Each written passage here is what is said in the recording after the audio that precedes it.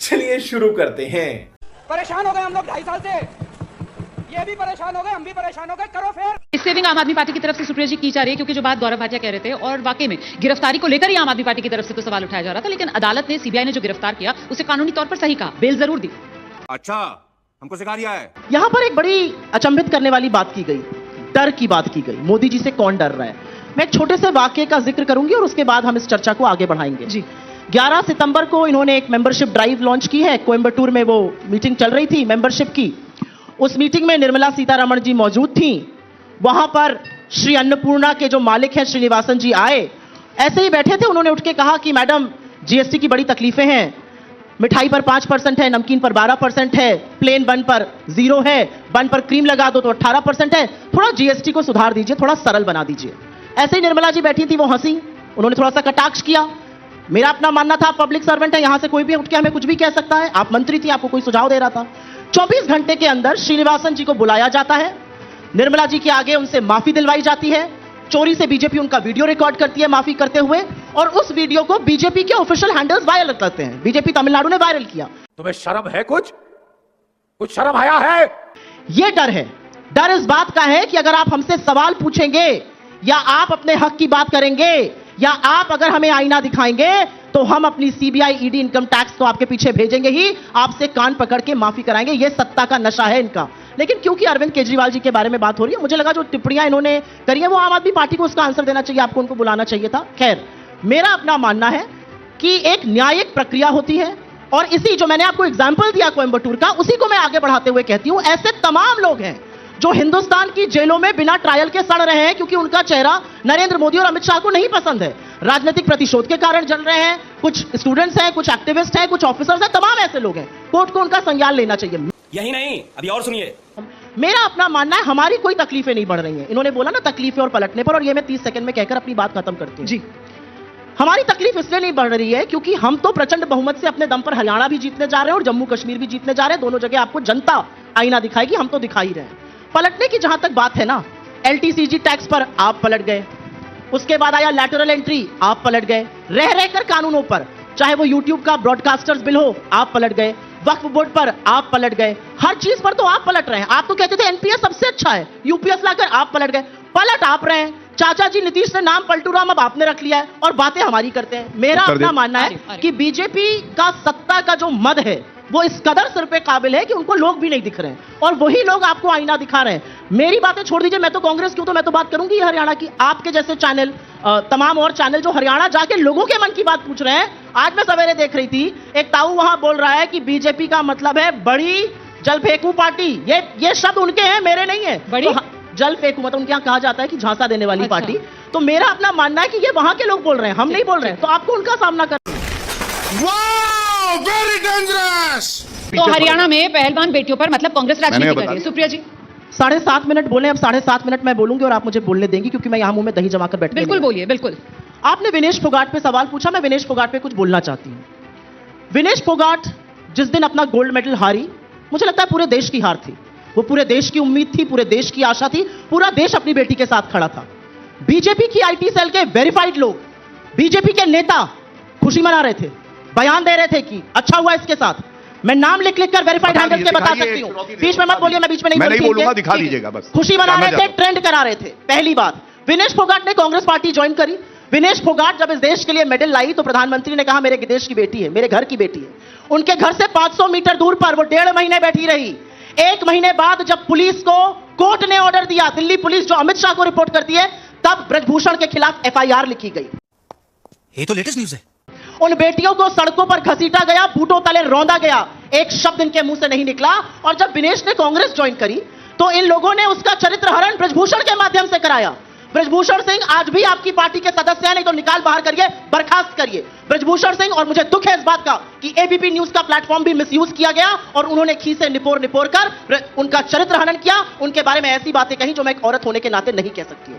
मुझे लगता है बेटी के दामन पर हाथ डालने का हिसाब मैं नहीं, हरियाणा देगा आपको। ऐसा जवाब देगा कि आपको समझ में आ जाएगा कि यह देश अपनी बेटी, अपनी बहुओं की इज्जत करता है, और जब जब आप नहीं करेंगे वो उठ खड़ा होगा, यह याद रखिएगा। नाइस। ये बात करते हैं महिला अस्मिता की। इस देश के आदमखोरों ने कारगिल की एक, मतलब जो कारगिल का सैनिक था अग्नि तक के बदन को नोचा। 76 दिन तक ये चुप रहे मणिपुर में, और जब बोले तो 36 सेकंड बोलते हैं प्रधानमंत्री। और ये लोग बेहयाई में कहते हैं मणिपुर में लाइए आप अविश्वास प्रस्ताव। मणिपुर इस देश का हिस्सा नहीं है। 16 महीने से मणिपुर जल रहा है, फिर से हिंसा भड़क चुकी है। और ये सच है कि मणिपुर में आज रॉकेट से, आज ड्रोन से, और आज वहां पर आरपीजी से हमले हो रहे हैं। कहां है देश का प्रधानमंत्री? प्रधानमंत्री ग्रीस, रशिया, यूक्रेन। पापा वॉर रुकवाने जाएंगे, पापा मणिपुर नहीं जाएंगे। पापा का विमान जो है वो मणिपुर के नाम पर रुक जाएगा। अच्छा बात नहीं है। इन्होंने बात करी यहां पर महिला अस्मिता की। किसी ने भूला नहीं है, किसी को भूला नहीं है खट्टर जी का वो बयान कि जो औरतें जींस पहनती हैं रेप उन्हीं के साथ क्यों होता है। हरियाणा के मुख्यमंत्री थे और अब आपके मंत्री हैं। शर्म आनी चाहिए ऐसे व्यक्ति के साथ खड़े रहने के लिए। आपको बदलापुर के नाम पर सांप सूंघ जाता है। विनेश का चरित्र हनन करेंगे, मणिपुर पर चुप रहेंगे, उत्तराखंड पर चुप रहेंगे, बिहार पर चुप रहेंगे। मैं यहां पर डंके की चोट पर एक बात कहती हूं, अगर कभी दरिंदगी हुई और हमारी सरकारों ने एक्ट नहीं किया तो मैं शपथ लेकर कहती हूं कि मैं कर्नाटक और तेलंगाना की सरकार के खिलाफ बोलूंगी। आप यूपी के खिलाफ नहीं बोल पाते, आप बिहार के खिलाफ नहीं बोल पाते। 1 मिनट 7.5 मिनट अभी खत्म नहीं हुए और यहां पर मेरे लिए व्यक्तिगत एक झूठी बात कही गई और जरूरी है कि मैं उस बात का क्लैरिफिकेशन दूं। ये मैंने पहले भी दिया था और ये असलियत है कि इलेक्शन कमीशन ने मेरे क्लैरिफिकेशन को माना, अन्यथा मुझे बैन कर दिया जाता। मैंने कंगना जी के लिए कोई बयान नहीं दिया था, मेरे ट्विटर पे कोई उनका वक्तव्य नहीं था। किसी ने गलती से एक पोस्ट किया, उस व्यक्ति को मैंने नौकरी से निकाला। ये दिल्ली पुलिस के पास गए थे, दिल्ली पुलिस ने तफ्तीश करी और उनको पता चला कि मेरा मोबाइल लोकेशन लखनऊ था, जहां से पोस्ट हुआ वो एक लड़के ने गलती से मेरे पैरोडी अकाउंट से उठा के, जो बीजेपी चलवा रही थी, उन्होंने झांसी में पोस्ट किया। इसके बीच में नहीं बबली, इसलिए मेरे ऊपर कभी कोई आक्षेप मत लगाइएगा। लेकिन क्या मैं कंगना जी का विरोध करती हूं? बिल्कुल करती हूं, क्योंकि मेरे देश के किसानों को कोई हत्यारा और बलात्कारी नहीं कह सकता है। मुझे ये बता। अरे बाप रे, ये तो धोती खोल रहा है। ठीक है, आइए। आप कत्ल की बात कर सकते हैं, लेकिन मैं महात्मा गांधी की पार्टी से हूं, राहुल गांधी की सैनिक हूं, मैं कत्ल की बात नहीं कर सकती हूं। आपका दिल्ली का नेता प्रदर्शन में खड़े होकर कह सकता है राहुल गांधी तेरा वो हर्ष होगा जो तेरी दादी का हुआ, और आप चुप रह सकते हैं, लेकिन मैं चुप नहीं रह सकती हूं और मैं ये बात नहीं कर सकती हूं। ये आपकी घिनौनी गोडसे वाली मानसिकता को दिखाता है और मैंने आपसे गोडसे मुर्दाबाद का नारा लगाया हुआ है। ये मेरी बहुत बड़ी उपलब्धि है, लगवाया है मैंने ये नारा। अब मैं इस आपसे बात करती हूं। यहां पर किसानों की बात करी गई। किसान इतने खुश हैं, किसान इतने सुखी हैं, तो वो जो बॉर्डर पर बैठकर आपका विरोध आज भी कर रहे हैं वो कौन है? वो किसान कौन है जिनके लिए आपने नई दिल्ली आने वाली सड़कें खुदवा दी, कीले गुड़वा दी और वहां पर चट्टान लगवा दी सीमेंट की? वो किसान कौन है जिनके ऊपर आप आंसू गैस के बमगोले छोड़ते हैं? वो किसान कौन है जिनके लिए राष्ट्र की राजधानी दिल्ली के रास्ते बंद है? दिल्ली किसी की बपौती है? दिल्ली सिर्फ हमारी आपकी है? दिल्ली इस देश के किसानों की नहीं है क्या? किसका हक है इस किसानों के लिए दिल्ली को बंद किया जाए? ये क्या झुंझुना बजाते रहते हैं पीएम किसान, पीएम किसान? सबसे पहले तो यह समझ लीजिए कि किसान की फर्टिलाइजर पर, किसान के कृषि उपक्रम पर, किसान के कीटनाशक पर पहले कभी जीएसटी नहीं लगा। आपने वो किया, आपने डीजल का दाम बढ़ाया, किसान की पॉकेट में जो डाला उसका दुगना डाका डालकर निकाला। आज इस देश के एवरेज किसान की आय दिन के 27 रुपए है और यह मेरा आंकड़ा नहीं, यह आपकी एजेंसी का आंकड़ा है, यह स्टैटिस्टिक्स ऑफ इंडिया का आंकड़ा है। 27 रुपए दिन के किसान कमा रहा है और वो किसान आपको जवाब देगा अभी हरियाणा में। अरे हम तो फकीर आदमी हैं, झोला लेके चल पड़ेंगे जी। यहां पर इन्होंने एक बात बोली और यहां पर उसका मुझे लगता है जवाब देना जरूरी है। ये जो आप शब्द कहने चाहे राहुल गांधी को कहें, लेकिन असलियत यह है कि 2024 के नारे हमें याद हैं। 400 पार, 400 पार, 240 पर लाके जनता ने खदेड़ दिया और बैसाखियों के सहारे आज आप खड़े हैं। ये अलग बात है कि बैसाखियां जब मन में होता है बवाल मचाती हैं, चाहे वो कास्ट सेंसस हो, चाहे वो रिजर्वेशन हो, चाहे वो अग्निपथ हो। अग्निवीर स्कीम से इन्होंने हरियाणा के युवाओं का भविष्य रद्द किया है। आज मैं एक ऐसे युवा के परिवार से मिलकर आई हूं जिसका सिलेक्शन आर्मी में हो गया था। अग्निवीर स्कीम आई, उसका सिलेक्शन कैंसिल हुआ, उसको अग्निवीर में जबरन जाना पड़ा, उसने सुसाइड कर लिया। उसका जवाब कौन देगा? आर्यन मिश्रा, मैं यहां पे जवाब पूछना चाहती हूं। आर्यन मिश्रा 17 साल का युवा अपनी गाड़ी से जा रहा है फरीदाबाद, राष्ट्र की राजधानी दिल्ली से 20 किलोमीटर दूर। उसकी हत्या करी जाती है, गाड़ी से दौड़ाकर उसको गोलियों से भून दिया जाता है। मारने वाला कहता है, और इसकी मां का बयान है, ये मेरा बयान नहीं, मेरा दिल फट गया वो देखकर। मारने वाला कहता है मुझे लगा वो मुसलमान है। मां कहती है अगर मुसलमान होगा तो ऐसे ही मार डालोगे। ये मैं नहीं कह रही हूं, आर्यन मिश्रा की मां कह रही है। गुड़गांव तक आपके आतंक से चल रहा था, यहां तक दंगे हो रहे थे और आप बात करते हैं कानून व्यवस्था की। उस राहुल गांधी ने आपको 240 पे लाके खड़ा कर दिया, आपको पलटू राम बना दिया राजनीति का। वही राहुल गांधी जिसने लैटरल एंट्री वापस कराई है, अभी आपसे कास्ट सेंसस भी कराएंगे, इंस्टीट्यूशनल कॉन्स्टिट्यूशनल सेंसस भी कराएंगे और आपको अग्निवीर भी वापस दिलवा कर रहेंगे। ये मैं डंके की चोट पर लिख कर जा रही हूं।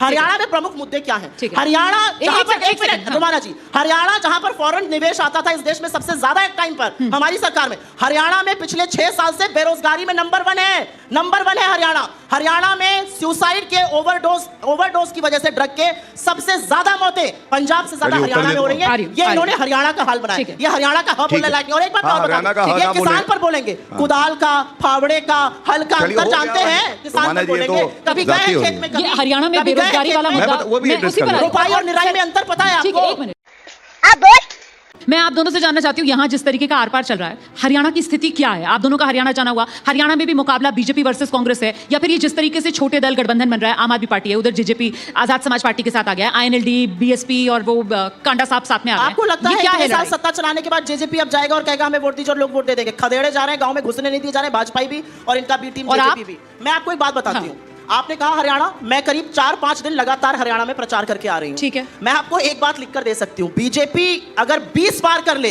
तो इनका अच्छा प्रदर्शन रहेगा। ये आप लिख कर लीजिए, 20 में समेट रही हैं 20 पार कर ले तो अच्छा प्रदर्शन रहेगा। और लड़ाई कांग्रेस वर्सेस बीजेपी के बीच की लड़ाई है इनके, और समझ रहे हो आप समझ रहे हो? हाथ कंगन को आरसी क्या, पढ़े लिखे को फारसी क्या। 63 1 नहीं 2 नहीं 3 नहीं 4 नहीं 63 इस्तीफे बड़े नेताओं के, पूर्व मंत्रियों के, पूर्व विधायकों के, पूर्व सांसदों के, आपके प्रदेश के ओबीसी मोर्चा के, प्रदेश के किसान मोर्चा के, प्रदेश के दलित मोर्चा के अध्यक्षों के हुए हैं। 1 2 नहीं 63 इस्तीफे भारतीय जनता पार्टी में हुए हैं। लोग ऐसे छोड़कर जा रहे हैं। भारतीय कंबोज जी का इस्तीफा हुआ, उन्होंने हाथ मिलाना छोड़ दिया।